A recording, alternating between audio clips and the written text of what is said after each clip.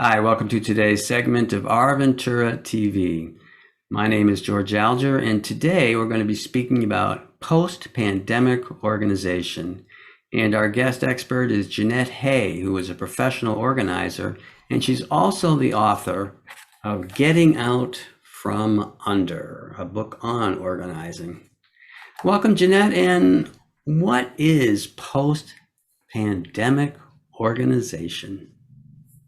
That's a good question. It sounds a bit like a thesis, but it's okay. Basically, so much has changed in the last year that people have gone from working in corporate offices to working at home. And that's caused a lot of situations, unfocused, cluttered minds, because they're not quite sure what to do. But it's basically boils down to organizing your life on a very personal level. And it's a chance that not many people have had in the last couple of years. This is your chance to really gain new skills, time management skills, so that you can do what you want to do when you want to do it. So there's a lot of freedom to that, that not many people have experienced for a long time. Some people have worked all their time as an entrepreneur at home. That's fine, nothing changes for them. But when you've gone from a corporate organization where your schedule is organized and your policies are known, to working at home, you're immediately dumped into, well, when do I work? When do I not work? You know, how do I function?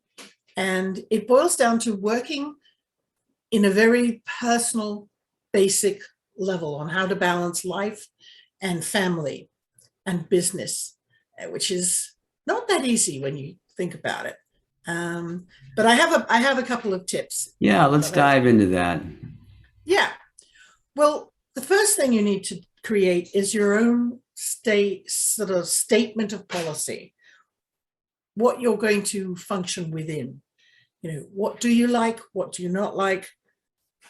You know, making policies for yourself, such as I'm not going to receive any phone calls or emails past 6 o'clock at night for business, or I am not going to work on Sundays at all. I'm going to keep that just for family time. It's things like that that are basic, that are policies that you need to create. And you haven't had to worry about that before when working in a corporate organization, a corporate sort of situation environment. And, you know, nowadays, if you're going to be working at home, one, make sure it's a comfortable space for yourself to function in so that you can focus better. I mean, don't sit on the lawn chair, you know, get a really comfy ergonomic chair. Put flowers there if you like to have flowers around you. Make it an environment that gives you a calm, relaxed feeling so that you can function with a more focused mind. And the other one is to create those policies. So there's the policies and creating an environment that is comfortable for you and that is functional for you. I mean, there's a lot to be learned when you're working for yourself or working just for a corporation, but mainly at home.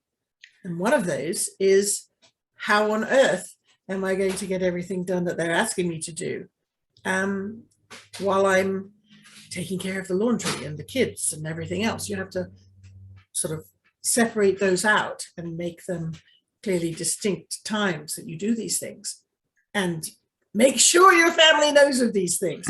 I mean, you can't be working, you know, having a Zoom meeting and have the kids coming in screaming about, you know, an upset they've had or with their sister or something. So, yeah. Very good. All right. So establishing some policies to help you operate better, and certainly making yourself cozy, or your office environment cozy, sounds good.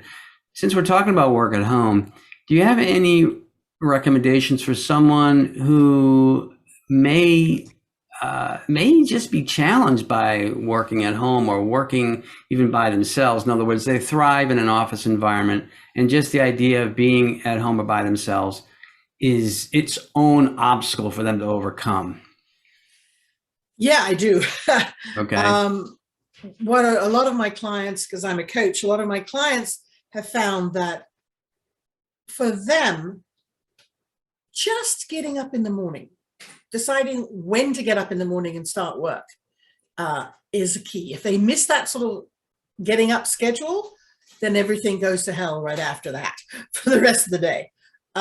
So make sure that when you are at your desk, that you are there at a specific time and that you have set your desk up for maximum efficiency. There's actually ways and ways, many ways, to set up your desk so that it's maximum efficiency. You're not wasting time searching for papers that you put somewhere and you're not quite sure where.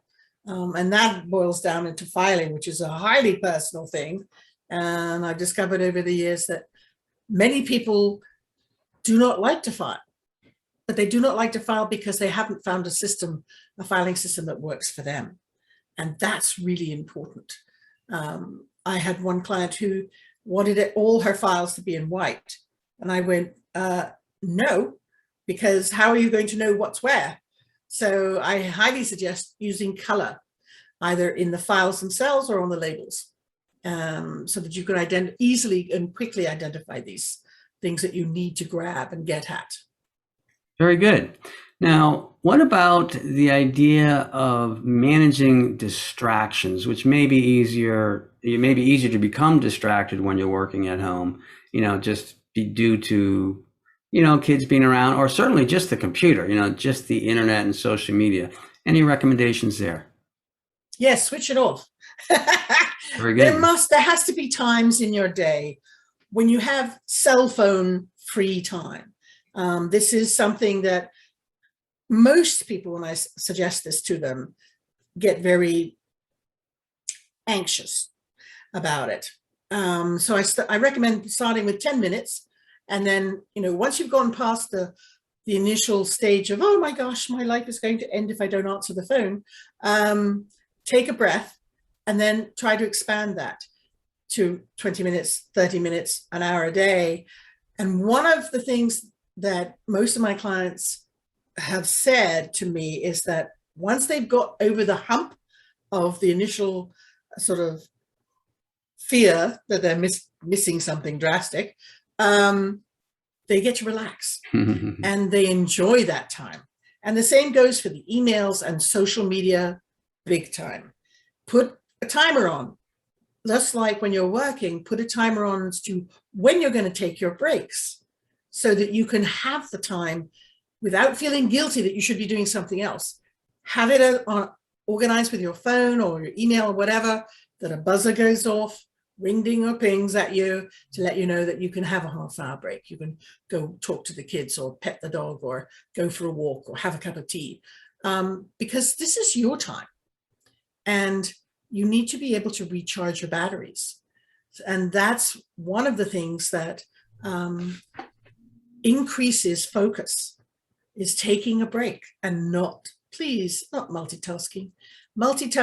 Studies have shown that multitasking does not help. It slows you down and it gets you very unfocused and clutters your mind with all the incomplete cycles of action that you've never done.